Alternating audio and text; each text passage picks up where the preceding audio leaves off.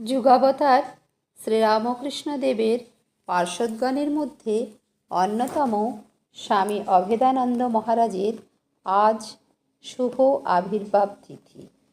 স্বামী অভেদানন্দ কালীপ্রসাদ 1273 সালের অর্থাৎ 1866 খ্রিস্টাব্দে আশ্বিন মাসের কৃষ্ণা নবমী তিথিতে জন্মগ্রহণ করেন।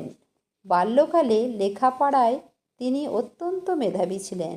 উত্তর কলকাতার যদু পণ্ডিতের বঙ্গবিদ্যালয়ে এবং ওরিয়েন্টাল সেমিনারিতে পড়াশোনা করেছিলেন।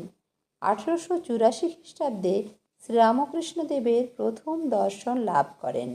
প্রথম দর্শনে ঠাকুর তার পরিচয় জানার পর শ্রী শ্রী ঠাকুরের কাছে তিনি যোগ শিক্ষা নিতে চাইলে ঠাকুর কিছুক্ষণ নীরব থেকে বললেন, তুমি পূর্বজন্মে এক বড় যোগী ছিলে, একটু বাকি ছিল, এই তোমার শেষ জন্ম। হ্যাঁ, আমি তোমায় যোগ শিক্ষা দেব। কাশীপুর উদ্যানবাটিতে ঠাকুরের অন্তলীলার সময়কালে স্বামী অভেদানন্দ একজন অন্যতম সেবক ছিলেন।